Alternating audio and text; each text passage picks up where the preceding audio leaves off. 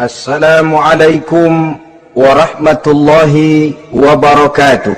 Waalaikumsalam warahmatullahi wabarakatuh. Alhamdulillah, alhamdulillahil jabbaril qahhar, al-azizil ghaffar, khaliqil jannati wan nar. Wassalatu wassalamu ala sayyidina Muhammadinil mukhtar wa ala alihi wa ashabihil adhar, amma ba'du. Saudara-saudara kaum muslimin rahimakumullah, surga dalam Al-Quran selalu disebut dengan kata-kata jannah, yang wujudnya surga itu sesungguhnya merupakan suatu tempat di akhirat nanti, yang di dalam tempat itulah Allah akan memberikan balasan berupa kenikmatan yang tiada terhingga kepada hamba-hambanya yang soleh, yang bentuk kenikmatan itu dijelaskan Allah dalam hadis kursinya, a'dadtu li'ibadiyas salihin ma la aynun ra'at wa la uzunun sami'at wa la khatar ala qalbil bashar. Aku sediakan buat hamba-hambaku yang soleh satu kenikmatan yang belum pernah dilihat oleh mata, belum pernah terdengar oleh telinga, dan belum pernah terdetik dalam hati manusia tentang kenikmatan yang semacam itu.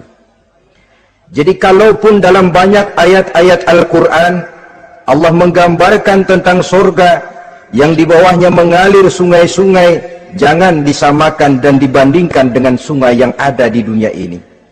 Kalau surga bercerita tentang pohon dengan segala buah-buahnya, jangan samakan dengan pohon dan segala buah-buahan yang ada di dunia ini. Kalau surga bercerita tentang istana, tentang tempat tidur, tentang permadani dan sebagainya, seluruhnya tidak sama dan tidak bisa disamakan atau dibayangkan dengan yang kita hadapi dalam kehidupan di dunia ini. Di sanalah manusia akan menemukan kehidupan yang hakiki, yang sebenar-benarnya, yang tidak akan pernah berubah untuk selama-lamanya. Adapun kehidupan di dunia ini, boleh saja kita katakan kehidupan yang kamuflase, fata morgana, atau dalam bahasa agama sering disebut dengan kehidupan khayali. Ia berubah, ia bertukar, ia berganti oleh pergeseran masa dan pertukaran waktu. Kita jadi orang kaya di dunia, bagaimanapun kayanya kita, kekayaan itu tidak lain adalah kekayaan khayali namanya. Hari ini dia kaya, besok dia boleh jatuh bangkrut. Tengoklah orang-orang kaya di dunia ini, yang tidak cuma sekedar memperkaya diri untuk dirinya sendiri saja, tapi kadang-kadang sudah mempersiapkan untuk anak-anaknya, untuk cucu-cucunya, untuk iparnya, untuk besannya, pendeknya untuk seluruh keluarganya. Tidak cukup harta cuma untuk 1, 2, 3, bahkan sampai 7 keturunan. Tidak cukup dengan uang miliaran, malah triliunan. Tidak cukup dengan punya tanah yang luas, malah gunung dibeli, laut dibeli, langit pun kalau dijual mau dibeli.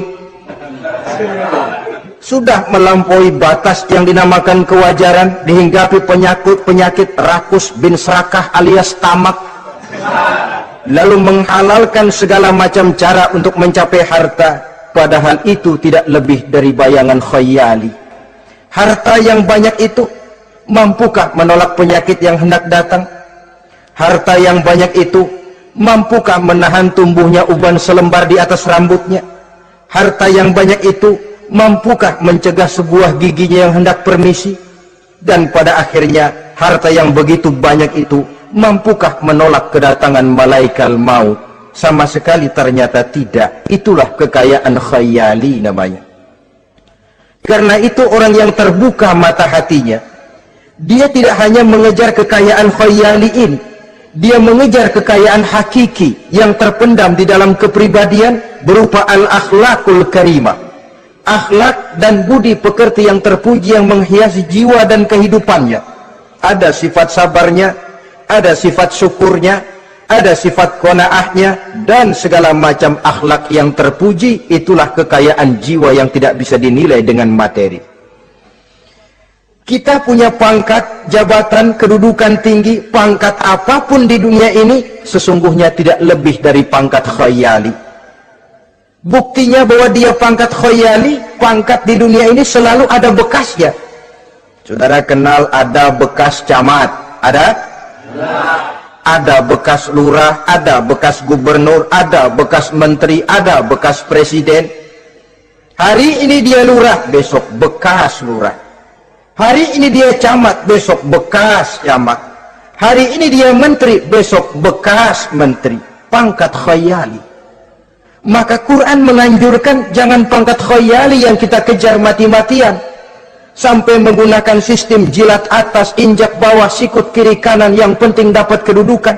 Padahal itu tidak lebih daripada pangkat khayali. Quran menganjurkan carilah pangkat hakiki. Kedudukan di sisi Allah, maqam di sisi Allah, itulah pangkat yang sebenarnya. Apa jalan ke arah sana? Quran memberikan petunjuk.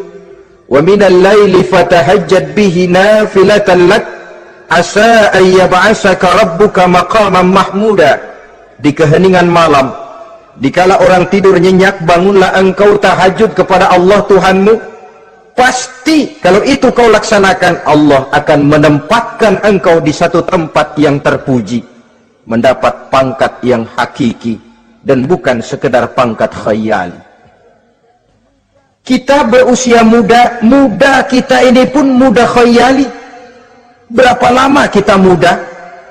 Hari berubah jadi minggu, minggu bertukar menjadi bulan, bulan pergi datanglah tahun. Pergeseran masa dan pertukaran waktu membuat kita jadi berubah. Kulit yang tadinya kencang jadi lentur dan keriput. Segalanya berubah. Oleh karenanya, pada kehidupan di surga nanti, orang akan menemukan kehidupan yang hakiki, yang tidak akan pernah berubah untuk selama-lamanya. Nah, kita akan mulai dengan menjelaskan bagaimana sebenarnya keadaan surga itu. Pertama, luasnya. Berapa sih luasnya surga? Dengan logika, sekarang ini dunia dihadapi dengan kekhawatiran terhadap peledakan penduduk yang nyaris tidak terkendali. 5 miliar lebih jumlah manusia yang nongkrong di permukaan bumi. Tapi sesungguhnya planet bumi yang kita tinggali ini cuma satu planet kecil dari 9 buah planet yang berada dalam sistem tata surya matahari yang lazimnya kita namakan galaksi. Selain tata surya matahari yang namanya galaksi itu, masih terdapat lagi galaksi-galaksi lain yang dengan sendirinya juga dikitari oleh planet-planet lain. Dan bumi kita yang kita tinggali ini, yang dihuni oleh tidak kurang 5 miliar manusia, hakikatnya cuma setitik debu di tengah angkasa alam yang luas ini.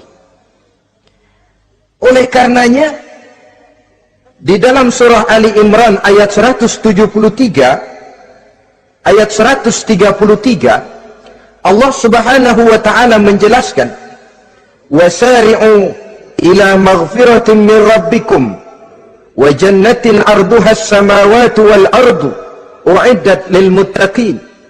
Bersegeralah kamu menuju ampunan Allah dan surga yang luasnya seluas langit dan bumi. Seluas langit dan bumi. Sedangkan langit oleh mata telanjang ini kan tidak pernah kelihatan. Yang nampak oleh kita biru di atas itu cuma batas titik pandangan manusia yang terjauh. Dan konon itu adalah refleksi sinar matahari yang menyentuh air laut, melahirkan warna biru. Sedangkan hakikat langit itu sendiri sampai hari ini belum terjangkau oleh kemajuan ilmu pengetahuan. Sejauh-jauhnya manusia pergi baru ke bulan. Mungkin dalam beberapa tahun mendatang dia akan pergi ke planet-planet Mars dan planet-planet lainnya. Tapi itu masih terbatas dalam sistem tata surya matahari atau galaksi kita ini. Belum lagi sampai kepada langit yang pertama. Surga yang disediakan untuk orang-orang saleh ini luasnya seluas 7 lapis langit dan bumi. Jadi saudara tidak usah berpikir khawatir di surga nanti kehabisan kapling. Di dunia ini saja masalah tempat tinggal sekarang ini jadi masalah pelik, karena memang peledakan penduduk seiring dengan perkembangan tentang lapangan kerja yang harus disiapkan, sekolah yang mesti disediakan, sarana pendidikan yang harus disiapkan, rumah sakit untuk menjaga kesehatan, dan kompleks betul masalahnya.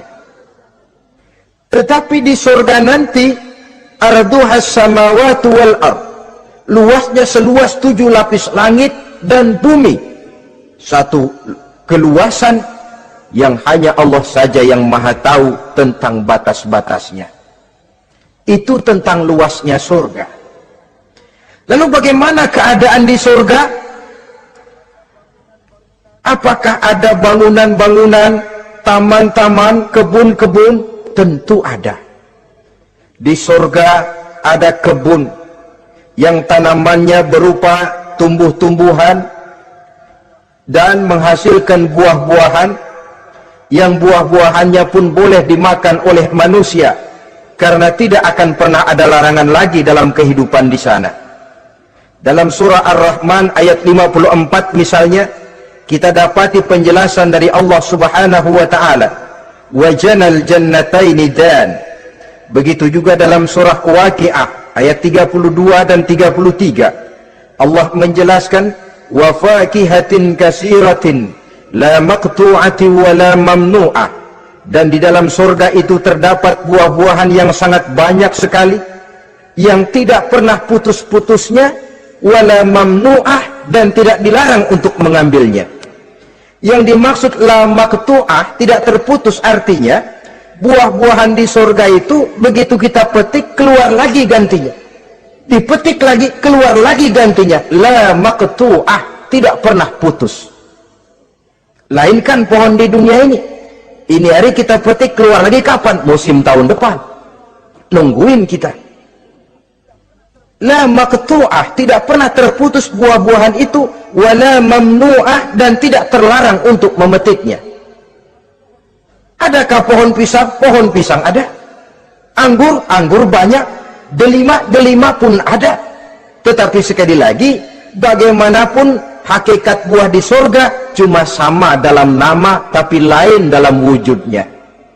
Nanti saudara pikir, di surga pisang, di sini juga banyak kalau cuman pisang mah. Di surga anggur, di pasar banyak anggur. Ini cuma nama yang sama, hakikatnya tentu berbeda. So kalau hakikatnya juga sama, ya nggak usah sampai ke akhirat, di sini pun cukup. Adanya nama-nama ini cuma untuk memberikan gambaran tentang buah-buah yang ranum, yang nikmat, yang lezat, dan yang digemari oleh manusia. Dan jangan heran kalau di dunia ini biasanya pohon itu akarnya di bawah, buahnya yang di atas. Maka di surga nanti terbalik pohon itu, akarnya yang di atas, buahnya yang ke bawah, sehingga orang nggak perlu tangga dan ngambil buah, tinggal metik saja, nggak perlu naik, nggak perlu manjat, nggak perlu bersusah payah. Saudara-saudara kaum muslimin rahimakumullah, kemudian bangunannya bagaimana? Surga itu pun bertingkat. Di dalam Al-Furqan ayat 10, Allah Subhanahu wa ta'ala menjelaskan, "Tabarakallazi in syaa'a ja'ala laka khairan min dzalik jannatun tajri min tahtihal anhar wa yaj'al laka qusura." Maha suci Allah yang apabila ia menghendaki dijadikannya untuk kamu yang lebih baik daripada kehidupan dunia ini, yaitu surga yang di bawahnya mengalir sungai-sungai, dan dibangunkannya untuk kamu istana-istana di dalam surga. Jadi bangunan di surga pun berbeda sesuai dengan amalan orang yang masuk ke dalamnya. Seperti halnya perumahan di dunia ini, ada yang masuk kelas pondok indah, ada juga yang masuk kelas pondok pindah. Itu kan tidak sama itu. Ada pondok indah, ada pondok pindah. Sudah pondok pindah lagi. Kenapa bisa berbeda begitu? Ya tergantung kekuatan ekonominya. Makin tinggi nilai kekuatan ekonominya, makin mampu dia mendirikan istana di dunia. Tapi di surga nanti, yang bikin mampu bukan ekonomi. Yang bikin mampu adalah amalan pada waktu hidup di dunia. Makin banyak amalnya, dengan sendirinya makin baguslah istananya di surga. Tetapi yang namanya surga, dapat empernya juga sudah lumayan betul itu. Seemper-empernya surga masih jauh lebih baik daripada sebagus-bagus istana di dunia ini. Taj Mahal, bangunan yang mengagumkan. Istana Raja Persia, bangunan yang menggiurkan. Sehebat-hebatnya istana dunia, masih jauh lebih mending empernya surga. Konon ya, menurut satu riwayat, baunya surga itu sudah bisa dicium 40 tahun perjalanan. Menurut riwayat lain 500 tahun perjalanan. Menurut riwayat satu lagi 70 tahun perjalanan. Baunya surga sudah dapat dicium oleh manusia. Saudara-saudara kaum muslimin rahimakumullah. Nah, di dalam bangunan-bangunan surga itu, seperti halnya terdapatlah kamar-kamar ghuraf dalam istilah Quran itu, yang juga berisi divan, ranjang, tempat-tempat tidur yang indah-indah, dilengkapi dengan kasur-kasur yang tebal dan empuk, bantal dan permadani yang daripadanya bertahtakan emas. Terulah tempat tidur paling menggiurkan kita zaman sekarang ini yang namanya Dunlopillow atau Alga Spring Bed. Sejauh itu bayangan kita menggambarkan masih belum apa-apanya ketimbang tempat tidur yang ada di surga itu nanti. Saudara-saudara kaum muslimin, apakah juga penduduk surga makan, minum, memakai pakaian? Iya. Mereka akan beroleh gelas, piala, kendi, cerek, dan piring-piring yang terbuat dari emas dan perak. Tentu tidak usah gambarkan lagi macam emas dan perak di dunia. Emas dan peraknya akhirat, saudara-saudara. Tetap saja mala ainun ra'at, wala uzunun sami'at, wala khatara fi qalbil bashar. Belum pernah dilihat mata, belum pernah didengar telinga, dan belum pernah terdetik dalam hati manusia tentang wujud yang semacam itu. Apa pakaian mereka? Pakaian penduduk surga dari sutra yang lembut dan tebal, berwarna hijau. Kemudian saudara-saudara, sungai juga mengalir di sana. Mata airnya antara lain berwarna jernih, ada yang air susu, ada yang sungai madu, ada yang khamar atau sungai arak, dan penduduk surga boleh meminumnya, tidak ada larangan sama sekali.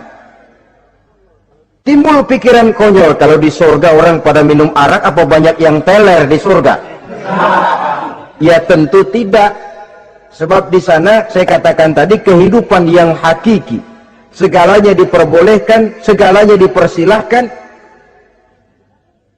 Nah, lalu untuk masuk ke surga itu apa melalui pintu? Memang melalui berbagai macam pintu. Dan ada pintu-pintu khusus yang tidak boleh dimasuki orang lain. Sayyidina Abu Bakar Siddiq radhiyallahu an pernah bertanya tentang hal itu kepada baginda Nabi. Ya Rasul, apakah di surga ada pintu-pintu khusus? Ada, Abu Bakar. Ada di dalam surga itu pintu yang namanya Rayyan. Tidak boleh masuk ke pintu itu melainkan orang-orang yang puasa. Orang-orang yang rajin puasa, mereka akan masuk ke surga melalui satu pintu yang dinamakan Babur Rayyan atau pintu Rayyan. Ada pintu jihad, yang masuk lewat itu hanya mereka orang-orang yang waktu di dunia sepanjang hidupnya berisi jihad, menegakkan dan meninggikan kalimat Allah. Ada Babu Sedekah, pintu yang hanya boleh dilewati oleh orang-orang yang rajin bersedekah, ringan tangan dalam memberikan bantuan kepada orang-orang yang memang memerlukannya. Dan setiap orang melalui pintu yang sesuai dengan amalannya masing-masing. Ketika itu Abu Bakar bertanya, ya Rasul, Apa ada orang yang dipanggil dari tiap pintu? Tiap pintu manggil dia. Kata Nabi, ada Abu Bakar, dan saya doakan kau masuk salah satu di antara orang yang dipanggil dari tiap pintu. Ini orang multi komplek ini. Puasa, dia ahli puasa. Soal jihad, sepanjang hidupnya dia jihad. Sedekah memang tangannya pemurah. Tahajud memang tiap malam. Sementara itu akhlaknya luhur. Tiap pintu manggil dia. Dalam hadis ada juga perempuan yang bernasib baik, dijelaskan oleh Nabi, "Iza shallatil mar'atu khamsaha wa shamat shahraha wa hafizat farjaha wa ata'at zawjaha qila laha udkhuli min ayyi abwabil jannati syi'ti." Apabila seorang perempuan dia kerjakan solat yang 5 waktu, dia puasa di bulan Ramadan, dia jaga kehormatan dirinya, kemudian dia taat kepada suaminya, di akhirat nanti dikatakan kepada perempuan tadi, "Wahai perempuan, udkhuli min ayyi abwabil jannati syi'ti." Masuklah kamu ke dalam surga dari pintu mana saja yang kamu mau. Disuruh pilih, saudara-saudara. Nah, kalau kita waktu di dunia ini tidak ada keistimewaan amal, bingung mau masuk pintu mana. Ramadan puasanya kayak gendang. Depan doang sama belakang, penutupan sama pembukaan, peserta kehormatan. Tengah-tengahnya kosong. Nanti mau masuk pintu royan, ditanya, ini pintunya orang yang puasa. Kamu puasa Ramadan? Puasa juga sih. Puasa juga sih bagaimana? Iya, pembukaan sama penutupan. Tengahnya kosong, nggak bisa lewat pintu sini, cari pintu lain saja. Mau masuk kita lewat pintu jihad, ditanya lagi, kamu lewat sini apa merasa pernah berjuang membela agama waktu di dunia? Mau lewat pintu sholat, apa kau termasuk orang yang konsekuen menjaga sholat? Bersyukurlah kita kalau tiap pintu memanggil. Kalau tidak, adalah salah satu amal kita yang menunjukkan keistimewaan kita. Karena itu beramal nggak perlu banyak, yang penting rutinnya, istiqomahnya. Ahabbul a'mali indallah adwamuha wa in qalla. Amalan yang paling dicintai Allah yang dikerjakan secara tuntas walaupun tidak banyak. Saudara baca ayat Quran nggak banyak, satu malam cuma 3 ayat, tapi rutin tiap malam 3 ayat, tiap malam 3 ayat. Itu lebih dicintai Allah daripada sekali ngaji 1 juz, terus 3 bulan nggak ngaji-ngaji. Lebih baik yang sedikit-sedikit ini tapi rutin, dia akan menjelma menjadi amalan yang banyak, daripada sekalinya banyak lalu ke belakangnya malah tidak ada sama sekali. Hendaknya ada amalan-amalan kita yang menunjukkan keistimewaan dan kelak akan menjadi pintu yang kita tempuh di surga nanti. Apabila kita sudah melalui pintu-pintu surga itu dan tinggal di dalamnya dengan pakaian, dengan perhiasan, dengan makanan dan minuman sebagai yang saya sebutkan tadi, maka kita pun dalam kehidupan di sana akan dilayani oleh pelayan-pelayan muda. Yatufu alaihim wildanun mukhalladun. Pelayan-pelayan yang muda itu keliling melayani apa keperluannya dan tidak pernah tua pelayan itu, sebagaimana kita pun tidak akan pernah tua. Pendeknya sudah jadi king of king di surga itu, jadi raja di raja. Fasilitas serba cukup, apa yang kita mau tersedia, tidak ada larangan, dan pelayan seperlunya diberikan kepada kita. Nah, bagaimana keadaan penduduk surga? Dari Imam Tirmizi dijelaskan satu hadis, berkata Hasan al-Basri, "Ahlul jannati kulluhum abna'u 33 sanah." Mereka rata-rata orang-orang muda penduduk surga itu. Umurnya tidak lebih 33. Ya muda-mudanya, cakep-cakepnya, ganteng-gantengnya. Pantas kalau satu hari ada perempuan tua menghadap Rasul. "Ya Rasul, saya ahli ibadah. Saya beriman kepada Allah, saya cinta kepada Islam, apakah saya akan masuk surga ya Rasul?" Nabi senyum, "Enggak bu, nenek-nenek enggak masuk surga." Itu perempuan nangis sejadi-jadinya. "Ya Rasul, kalau gitu sia-sia tahajud saya. sia-sia puasa saya, sia-sia segala macam ibadah saya. Nenek-nenek nggak masuk surga ya Rasul, sayang benar segalanya. Rasul kemudian menghampiri perempuan tadi, Bu, kalau yang ibu bilang itu benar, ibu masuk surga. Cuman di sana ibu balik muda lagi, kulit nggak kempot kayak begitu, rambut nggak putih macam begitu. Ibu nanti di surga bakal jadi muda lagi. Salah selesin, umur 33 tahun. Rata-rata seluruh penduduk surga umurnya begitu. Tidak ada yang tua, tidak ada yang anak-anak, tidak ada yang remaja, rata-rata segitu. Nah, lalu bagaimana? Di surga hati mereka menjadi satu di antara sesama penduduk surga. Tidak ada yang iri hati, tidak ada yang punya sifat dendam. Itu keadaan di surga. Walaupun bertetangga, yang satu bisa mengunjungi yang lain, yang satu bisa nengokin yang lain, tapi tidak ada sikap iri hati dan dengki.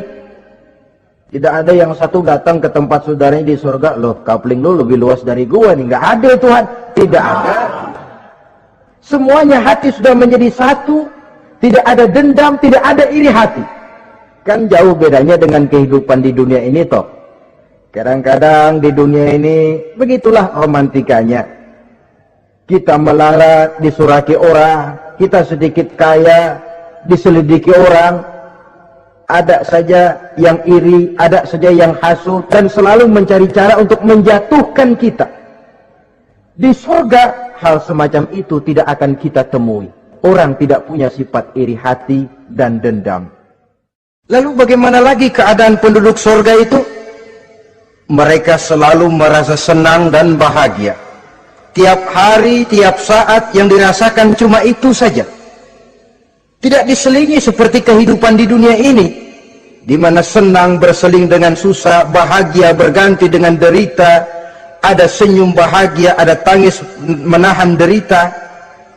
Itu romantika kehidupan di dunia. Di akhirat itu tidak akan pernah ditemui dalam surga nanti. Orang selalu merasa senang, karenanya di sana tidak ada keluh kesah, tidak ada orang yang murung, tidak ada orang yang narik napas panjang sambil menghitung bintang di langit. Selalu merasa senang dan selalu merasa bahagia. Lalu bagaimana kondisi fisik mereka? Di surga tidak ada orang yang cacat, baik ia cacat rohani ataupun cacat jasmani. Seperti yang kita temui di dunia ini, ada saja cacatnya. Kadang-kadang jasmani sehat, rohaninya sakit. Kadang-kadang rohaninya bagus, jasmaninya cacat. Di surga, orang sempurna, komplit, cukup. Tidak ada yang cacat rohani ataupun yang cacat jasmani. Kalau dalam kehidupan di dunia ini mereka cacat, bagaimana? Mereka akan utuh dan sempurna apabila masuk ke dalam surga.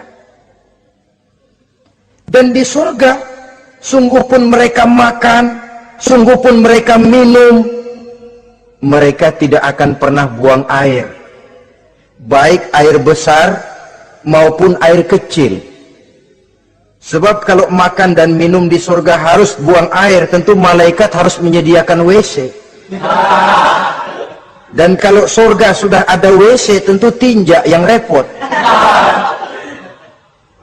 Saudara-saudara kaum muslimin, tidak buang air, juga tidak buang angin, dan tidak sakit, tidak terkena penyakit apapun namanya. Sudah di surga itu daerah bebas penyakit. Jadi barangkali kalau keluar ke halaman surga nggak pakai baju masuk angin, tidak. Di sana repot nyari duit kerokan. Segalanya sempurna, segalanya cukup. Lalu bagaimana kalau tiap saat mereka makan, tiap saat mereka minum, tapi tidak buang air?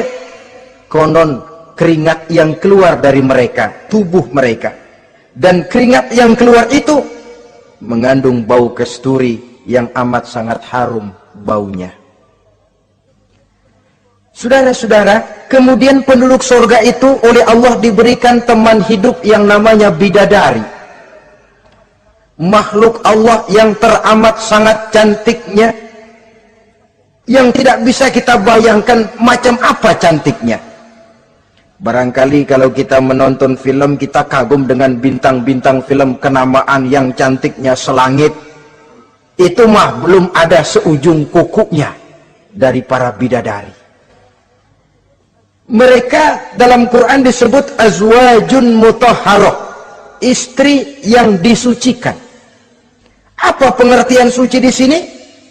Belum pernah tersentuh sebelumnya, baik oleh manusia, baik oleh jin, baik oleh malaikat sekalipun. Jadi memang orisinil, build up dari sononya belum kepake. Khusus untuk manusia yang masuk surga. Belum pernah kepegang sama manusia. Jangankan manusia, jin dan malaikat saja belum pernah megang. Lain kan di dunia sekarang ini, kita mau cari barang orisinil sudah repot.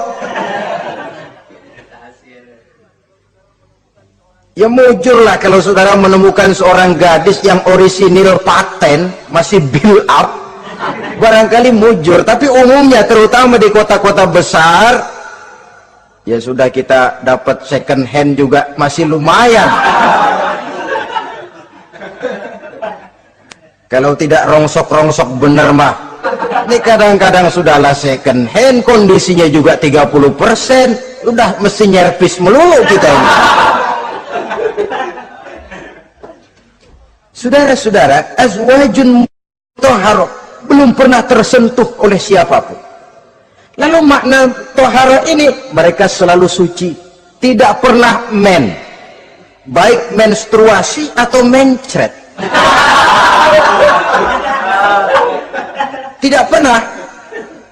Dan kalau perempuan kita, istri-istri kita di dunia ini kan 1 minggu dalam sebulan terkena dapat fasilitas dia untuk tidak sholat, untuk tidak ibadah, masa haid itu.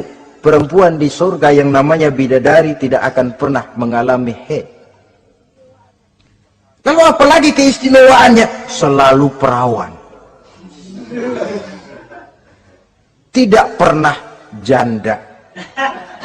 Walaupun tiap hari dipakai, habis dipakai perawan lagi. Saudara-saudara yang saya hormati, itu diperuntukkan untuk penduduk-penduduk surga. Nah itu laki-laki itu. Iya, kalau perempuan bagaimana? Satu riwayat menjelaskan mereka akan menjadi ratu di surga dengan segala kenikmatan yang juga tidak pernah mereka bayangkan sebelumnya. Riwayat lain menjelaskan bahwa mereka juga akan berkumpul dengan suami, istri, dan anak-anaknya jikalau mereka memang orang-orang soleh. Ada juga riwayat lemah menjelaskan bahwa mereka akan mendapat bidadara istilahnya. Saudara-saudara kaum muslimin rahimakumullah, pendeknya surga dan seluruh kenikmatan yang ada di dalamnya tidak pernah mata melihat, belum pernah telinga mendengar, belum pernah terbetik dalam hati manusia. Oh di surga begini kali ya, berbeda dengan itu. Oh bidadari begini kali ya, kalau masih begini kali ya, masih bisa dibayangin. Ini sudah nggak bisa dibayangin, jadi nggak usah begini ya begitu ya. Saudara-saudara, apabila orang sudah masuk ke dalam surga, bertemu dengan sesama teman waktu di dunia, surah At-Tur menjelaskan ayat 25-26, wa aqbala ba'duhum ala ba'di yatasaalun qalu inna kunna qablu fi ahlina mushfikin famanna Allahu alaina wa waqana azabas samum. Apabila mereka telah masuk ke dalam surga, sebagian yang lain berkunjung kepada sebagian yang lain. Cara kita belah sono, ini teman kita dulu waktu di dunia, yuk samperin yuk. Ba'duhum ala ba'di yatasaalun, saling tanya menanya. Kalau istilah kita, sampai juga kemari? Iya. Oh, saya waktu di dunia dulu sebenarnya sudah khawatir, takut mendapat azabnya Allah. Tapi Allah memberikan karunia kepada saya diselamatkan dari azab. dari mara bahaya neraka, sampailah saya ke dalam surga ini. Alhamdulillah. Bagaimana kabarnya ente? Alhamdulillah saya juga sampai ke surga ini. Si fulan bagaimana? Nyangkut kali dia mah di neraka. Yatasa'alun, saling tanya menanya hal ihwal dan keadaan mereka. Tapi satu hal yang jelas saudara-saudara, di surga nanti itu tidak ada perkataan yang sia-sia, tidak ada ucapan kotor, tidak ada omongan keji, dan tidak ada omongan kosong. Tidak ada omongan yang sia-sia, ucapan-ucapan yang kotor, mencaci maki, itu tidak ada. Karena sifat marah pun tidak ada dalam surga. Kalau di sini kadang-kadang sedikit marah sudah semrawut, kata-kata kita sudah out of control. Di sana tidak ada kata-kata kosong yang tidak ada manfaat dan tidak ada gunanya. Saudara-saudara kaum muslimin rahimakumullah. Kemudian yang terakhir, kita akan membicarakan apa saja nama-nama surga itu dan siapa calon orang-orang yang masuk ke dalamnya. Pertama, yang dinamakan Jannatul Firdaus atau surga Firdaus. Surga Firdaus ini oleh Allah Subhanahu wa taala disediakan untuk orang yang dijelaskan dalam surah Al-Mu'minun ayat 1 sampai dengan 11. Qad aflahal mu'minun, beruntunglah orang-orang yang beriman. Jadi kalau saudara ingin dapat kapling di tempat yang namanya Firdaus, itu boleh pesan mulai sekarang. Nafas masih ada, Allah masih memberikan kesempatan untuk hidup, pesan tempat dari sekarang. Apa harga karcisnya? Pertama, qad aflahal mu'minun, harus beriman. Ini syarat mutlak. Tidak beriman, nggak usah minta karcis. Minggir. Ini karcis pertama harus untuk orang yang beriman. Setelah itu yang kedua apa? Allazina hum fi salatihim khashi'un. Mereka yang khusyuk di dalam solatnya. Jadi untuk mendapat tiket ke surga Firdaus itu, setelah beriman, khusyuk di dalam solat. Artinya khusyuk, tarkul ghair li ajlil amal. Meninggalkan yang lain dan hanya memfokuskan diri kepada satu pekerjaan yang sedang dihadapi. Kalau kita makan sambil ngobrol, itu namanya makannya nggak khusyuk. Sebab ada sambil ngobrolnya. Nah, solat yang khusyuk, solat yang di dalamnya tidak berisi yang lain kecuali solat itu.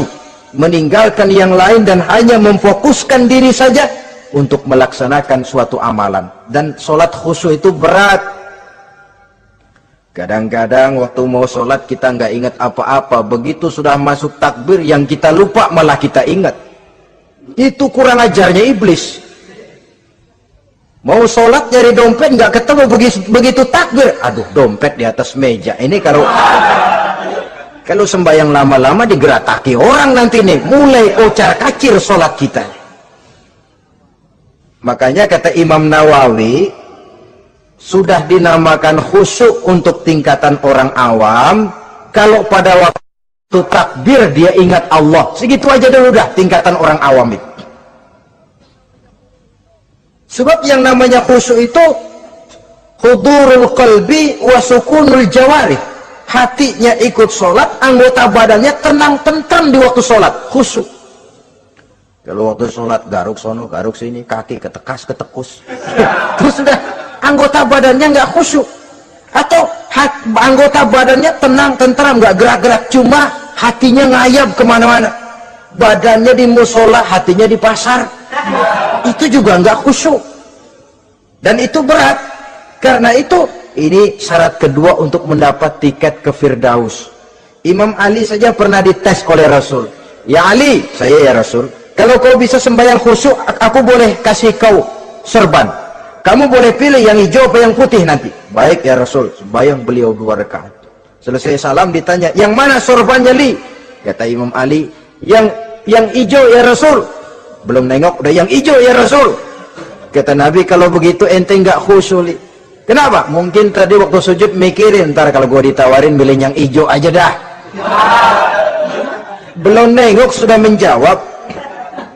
Saudara-saudara, yang ketiga, wallazina hum 'anil lagwi mu'ridun. Orang-orang yang menghindarkan diri dari ucapan dan perbuatan yang sia-sia, yang tidak ada gunanya. Ini tiket yang syarat yang ketiga untuk mendapat tiket ke Firdaus itu, menghindarkan diri baik dari ucapan ataupun perbuatan yang sia-sia, yang tidak ada nilainya, baik dalam pandangan manusia, lebih-lebih lagi dalam pandangan Allah. Yang keempat, wallazina hum lizzakati fa'ilun. Mereka yang aktif membayar zakat. Kemudian yang kelima, wallazina hum li furujihim hafizun illa ala azwajihim aw ma malakat aymanuhum fa innahum ghairu malumin. Orang-orang yang memelihara kehormatan dirinya kecuali kepada istrinya atau kepada budak sahayanya. Pandai mengendalikan nafsu, tidak terperosok memperturutkan syahwatnya. Yang keenam, wallazina hum li amanatihim wa ahdihim ra'un. Orang yang pandai menjaga amanah dan pandai menepati janji. Saudara-saudara, kalau janji ditepati, sebab janji adalah hutang. Yang ketujuh, wallazina hum ala sholawatihim yuhafizun. Mereka juga selalu memelihara, tidak cuma sekedar khusyuk, tapi memelihara sholat dengan baik. Ayat ke-11 dari Al-Mu'minun ini ditutup oleh Allah dengan jelas, ulaika humul warisun allazina yarisuna al-firdausa hum fiha khalidun.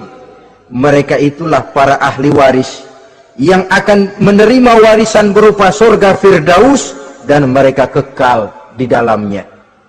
Kalau tadi sudah kita tangkap bahwa begitu besar kenikmatan yang ada di dalam surga, ternyata barang yang mahal memang tidak mudah untuk didapat. Saudara-saudara, inilah surga Firdaus.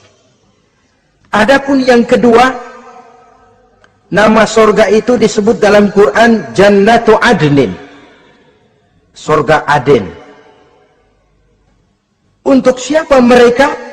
Dalam surah Ar-Ra'd ayat 22 dan 23 Allah menjelaskan, wallazina sabaru ibtigha'a wajhi rabbihim wa aqamus shalah wa anfaqu mimma razaqnahum sirran wa alaniyah wa yadra'una bil hasanati sayyi'ata ulaika lahum uqbad dar jannatu adnin yadkhulunaha.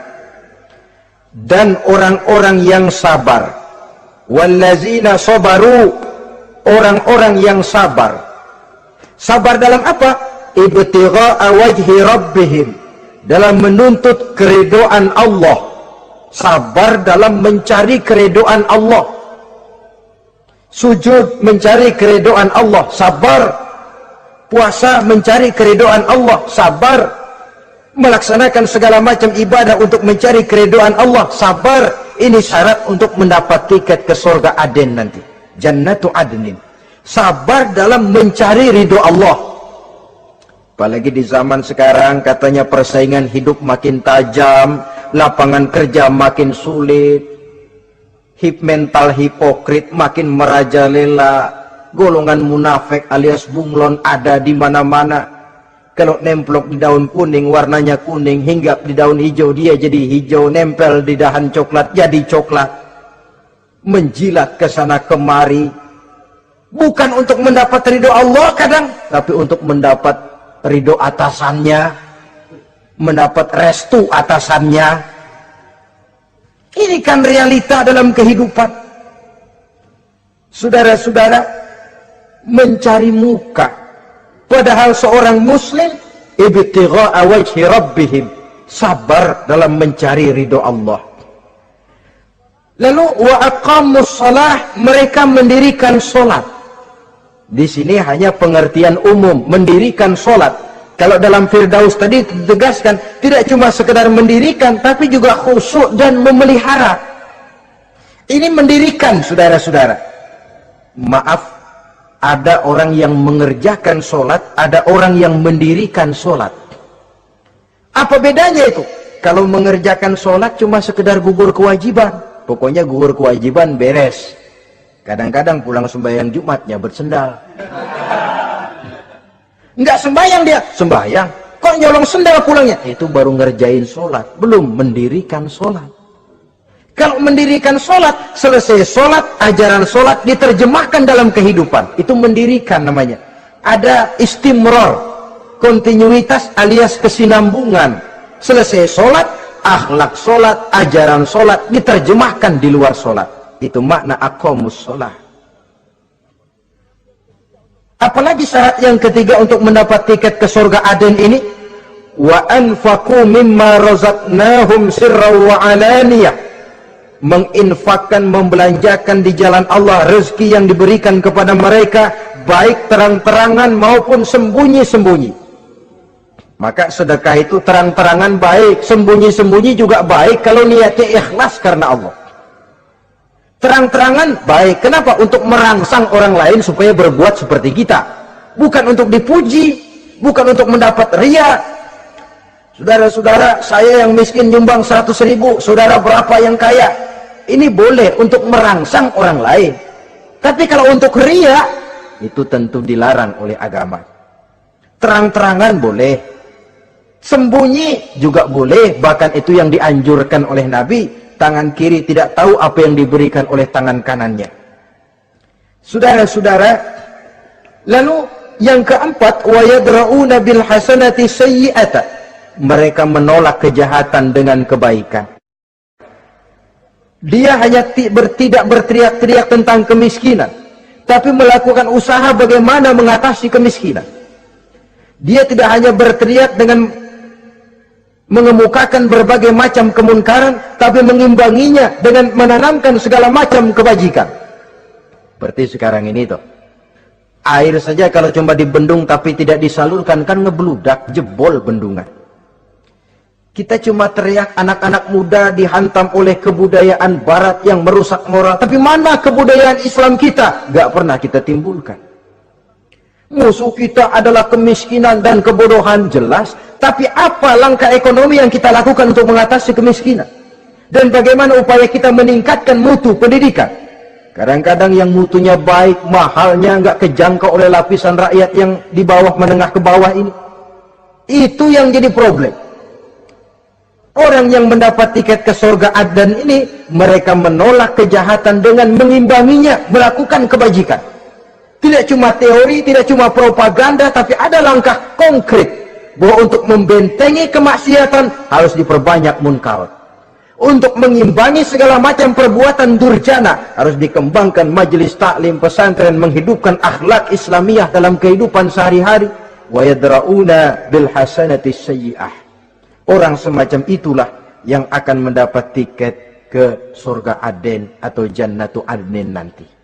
2. Adapun surga yang ketiga dinamakan Jannatun Naim. Surga Naim.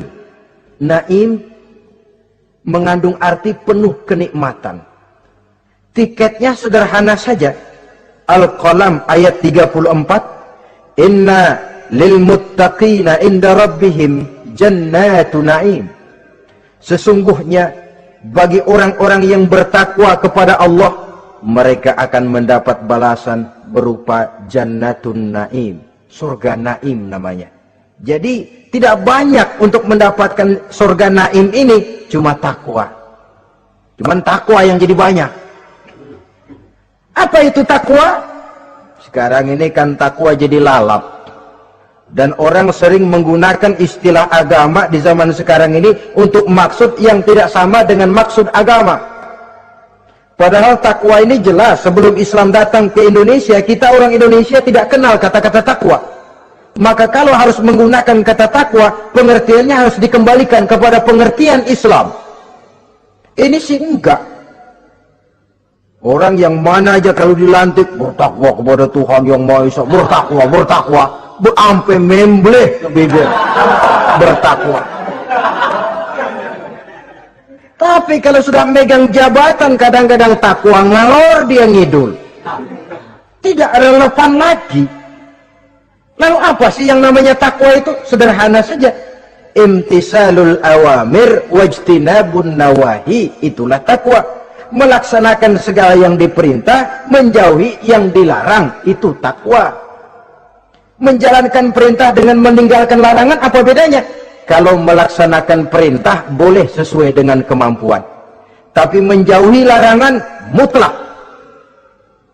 Laksanakan perintah Allah sesuai dengan kemampuanmu, tapi tinggalkan larangan Allah mutlak.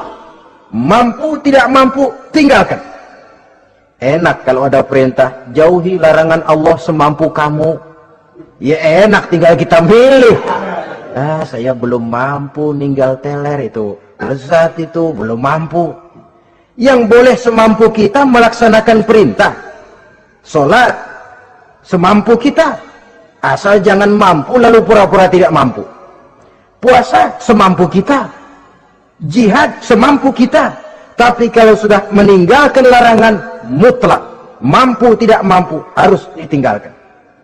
Jadi kelihatannya sederhana takwa ini, tapi masalahnya rumit. Melaksanakan yang diperintah, menjauhi yang dilarang, dan itu tiket untuk mendapatkan surga naim atau jannatun naim.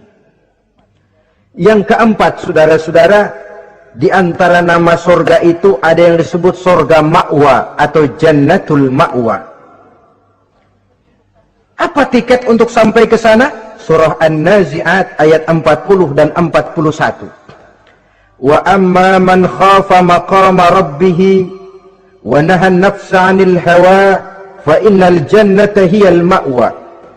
Sesungguhnya orang-orang yang takut kepada larangan Tuhannya, wa nahan nafsa 'anil hawa, dan sanggup mengendalikan nafsu, sanggup mengendalikan diri dari memperturutkan hawa nafsu, fa innal jannata hiyal ma'wa, surga ma'walah tempat tinggalnya nanti. Jadi tiket ke jannatul ma'wa ini, pertama khafa maqama rabbih, takut kepada batas-batas yang telah ditentukan oleh Tuhannya. Ini batasnya, kamu jangan nyebrang ke sini. Ini batas yang halal, ini yang haram, ini yang hak, ini yang batil, ini yang ma'ruf, ini yang munkar. Orang yang ingin mendapat tiket ke ma'wa, dia takut batas-batas itu. Lalu sanggup mengendalikan diri, tidak sampai memperturutkan hawa nafsunya. Itu tiket ke surga ma'wa. Yang kelima dinamakan surga Darussalam atau Jannah Darussalam. Dijelaskan dalam Al-An'am ayat 126 dan 127. Wa hadza siratu rabbika mustaqima wa qad fassalna al-ayati liqaumin yatadhakkarun lahum darussalam inda rabbihim wa huwa waliyuhum bima kanu ya'malun. Inilah jalan Tuhanmu yang lurus. Telah kami pisahkan ayat-ayat kami bagi kaum yang mau berfikir. Jadi kelihatan di sini untuk mendapat tiket ke Darussalam, istiqomah mengikuti jalan lurus, istiqomah berpegang kepada Islam, dan pandai membedakan apa yang memang oleh Allah sudah dibedakan antara yang hak dan batil, antara yang benar dan salah, dan selalu ingat kepada ayat-ayat Allah. Itu surga Darussalam. Yang keenam dinamakan Darul Muqamah. Siapa penghuninya? Surah Fatir ayat 34-35. Wa qalu alhamdulillahillazi azhaba 'anna al-hazan inna rabbana laghafurun syakur allazi ahallana darul muqamah min fadlihi la yamassuna fiha nasabun wa la yamassuna fiha lughub. Yaitu orang-orang yang senantiasa bertahmid, memuji kebesaran Allah subhanahu wa ta'ala, mereka akan mendapatkan Darul Muqamah. Yang ketujuh dinamakan surga Maqamul Amin. Ini pun disediakan untuk orang yang bertakwa, seperti dalam Ad-Dukhan ayat 51, innal muttaqina fi maqamin amin. Dan yang terakhir, yang kedelapan adalah surga khuldi atau jannatul khuldi. Dalam surah Al-Furqan ayat 15 dijelaskan, qul adzalika khairun am jannatul khuldi allati wu'idal muttaqun kanat lahum jazaan wa masira. Saudara-saudara kaum muslimin rahimakumullah, oleh terbatasnya waktu, inilah sekelumit tentang surga dan calon-calon penghuninya. Mudah-mudahan dijadikan kita oleh Allah termasuk salah seorang di antara calon-calon yang kelak akan menjadi penghuni surga, mendapat kenikmatan yang kekal dan abadi di dalamnya. Amin ya rabbal alamin.